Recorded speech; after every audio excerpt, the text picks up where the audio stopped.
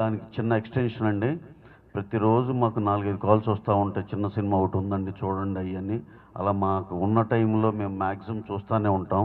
మా మైత్రి తరపున కానీ, మా రాజుగారి వాళ్ళ డిస్ట్రిబ్యూషన్ తరపునే కానీ ఏది మా ప్యానెల్లో మెంబర్స్గా ఉన్న మేము అందరం మినిమం సంవత్సరానికి 70-80 సినిమాలు రిలీజ్ చేస్తూ ఉంటామండి. చిన్న సినిమాలు అంటే అన్ని కంటెంట్ రిచ్ అంటే అన్ని సినిమాలు ఇప్పుడు మేమైనా సరే అన్ని కంటెంట్ రిచ్ సినిమాలు చేయలేమండి. మనం ఏదో మంచి సినిమా చేసామని ఒక పాజిటివ్గా ముందరికి వెళ్తాం.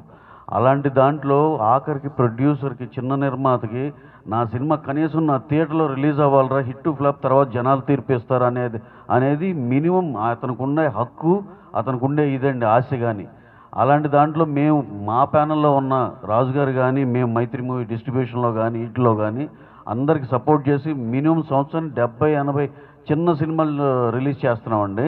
అలాగే మేము ఇది కంటిన్యూ అవుతుంది, మేము ఆ సపోర్ట్ ఇస్తూనే ఉంటాము. అంతే, చిన్న సినిమా తీసేవాళ్ళు చిన్న పెద్ద లేదండి. అది దానికి ఏంటంటే మనం ఒక సినిమా చేసిన వాళ్ళు ఏళ్ళ చిన్నది ఏదో అనుకుంటున్నామేమో, కానీ చిన్న పెద్ద తేడా లేదండి. పెద్ద సినిమా చేసి బోల్తా పడితే ఇందాక రామారావు గారు చెప్పినట్టు కరెక్ట్గా అది చిన్న సినిమానే. చిన్న సినిమా లిటిల్ హార్ట్స్, రాజు వెడ్స్ రాంబాయ్ ఇలాంటి సినిమాలు ఆడితే అవి పెద్ద సినిమాలే, వాళ్ళు పెద్ద నిర్మాతలే. అంతేగాని దాంట్లో కేటగరైజేషన్ ఏమి లేదండి. అలాగే ఇప్పుడు దాకా మేము ఎలా సపోర్ట్ చేస్తున్నామో, ఏది అయితే రిలీజ్కి నోచుకొని సినిమాలు వాళ్ళు వచ్చి లేదండి చేద్దామంటే మేము అన్నీ ఎలా సపోర్ట్ చేస్తున్నాం, ఫ్యూచర్లో కూడా అలాగే కంటిన్యూ అవుతుందండి. అందరం మన ప్రొడ్యూసర్లు అందరం ఏకతాటి మీద ఉందాం.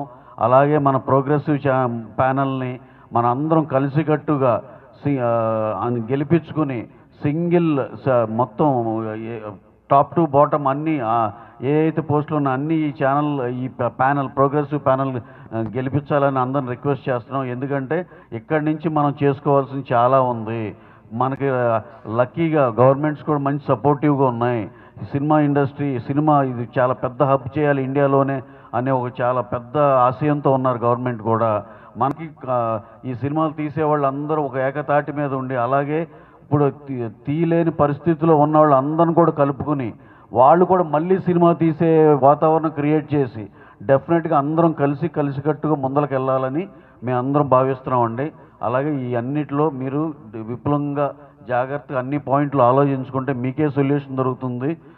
ఒక్క 10 మినిట్స్ 15 మినిట్స్ కేటాయించుకోండి. ఎవరైతే ఓటేసేవాళ్ళు అరే ఎందుకు చెయ్యాలి, నేను ఎందుకు వీళ్ళకి వేయాలని ఆలోచించుకుంటే మీకే ఆన్సర్ దొరుకుతుందండి. మేము ఎవ్వరం ఇక్కడ ఏదో పోస్ట్లో కూర్చోవాలా, లేకపోతే ఇలాంటి టైము ఇలాంటి ఎనర్జీ కూడా నిజంగా మాకు లేదండి. కానీ ఇక్కడ ఇందాక చెప్పినట్టు చాలా విషయాల్లో అందరం కలిసి కాపాడుకోవాల్సినవి చాలా ఉన్నాయి ఇక్కడ అనే పాయింట్కి అందరం ఒక తాటి మీదకి వచ్చాము. తప్పితే ఇక్కడ ఎవరి మీద ఎవరికి పెత్తనం చేసే ఉద్దేశం లేదండి. చేతనైతే నలుగురు సాయం చేస్తాం, లేదంటే కనుక చెడైతే చేయమండి, అంతవరకు అయితే చెప్పగలమండి. Thank you one and all. Thank you.